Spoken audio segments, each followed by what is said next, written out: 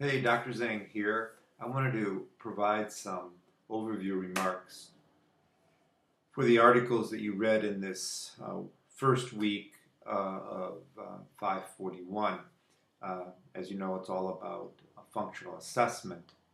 And the first set of readings, I think, are incredibly interesting and incredibly uh, informative because they, except for the last Awada article, of course, let me just check. Yeah, except for the last Awada article, the remainder of these articles all preceded the formal methodology that we know as functional analysis.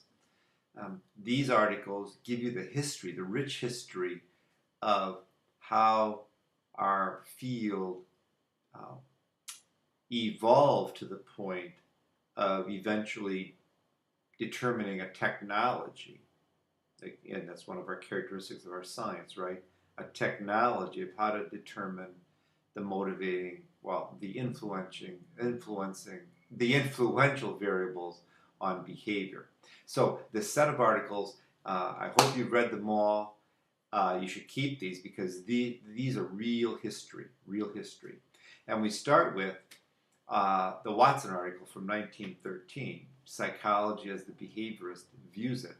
And you might remember Watson from uh, uh, the first ABA course that you might have ever had here or someplace else, or the Cooper book in the, I think, the first or second chapter when they describe the history of our science and our field, particularly as science is applied to psychology.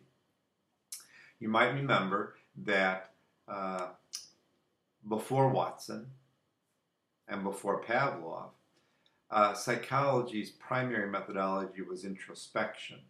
Psychologists would interview people, subjects, to learn from them how they felt, why they were doing things, how they felt about things, why moods changed, what did they perceive, and so forth. And it was a lot of subjective interpretation of stimuli or the influence of stimuli on behavior. And that's how science or how psychology was. Well, the point of Watson here was we are not a natural science and we need to be. And by natural science, Watson was meaning the application of rigorous scientific methodology to the study of human behavior. So what you have here, this is the article that Watson wrote in 1913,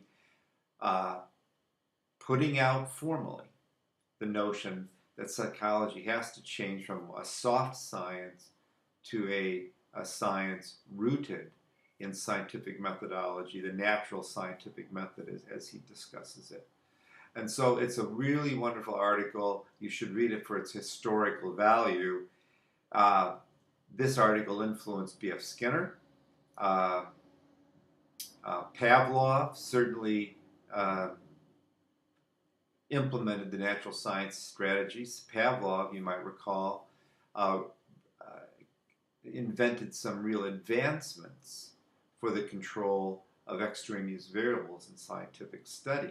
So Watson turned psychology 180 degrees, at least our little corner of psychology. Of course, not the whole field of psychology buys into the way we view behavior, but that's a very important article. I think that if you've read it, I hope you've enjoyed it. It's incredible that that we have it here and how it begins to form the notion that we eventually have about how to look at the variables that influence human behavior. And then going in a chronological order from 1913, we have the Allen 64 article, Allen et al., of course. You might notice that there's a couple famous names. Betty Hart is an old-time behavior analyst, and certainly Montrose Wolfe. I think he was the one who eventually developed the concept of social validity, I believe. But now this article is interesting in that it was one of the very first applications of reinforcement principles in modifying human behavior. Now, the very first study of that was by a guy named Fuller, who worked with a comatose teenager in a vegetative state, as it was called, where Fuller demonstrated that contingent application of a sugar saline solution could modify arm movements in this patient. Well, Allen et al. Comes along now, and they provide a really nice study on how contingent attention can increase social interaction in a young child. So to us, it's no big deal, right? I mean, we see this all the time. We do this all the time. But you got to keep in mind the historical perspective that this was probably the first time that researchers, one of the first times that researchers demonstrated in an experimental scientific way that the manipulation of a positive consequence could have an impact on a fairly important social behavior. It wasn't just reinforcing arm movements or stopping head banging. This was a social skill that was shown to be modifiable through the use of positive reinforcement. Notice the graph on page 515. Very different from our reversal designs that we routinely use now. They weren't invented then, you see? So this article is good for all of those reasons. One of the first to demonstrate in a scientific way the application of positive reinforcement. It's important in that the authors were targeting a very important social skill, which again, think back that at that time there was a belief that social behavior was very mysterious, very complex. But here, Allen et al. Come along to show us that, hey, you modify the consequences of social behavior, and you can change its rate and its frequency. So it's important in that way.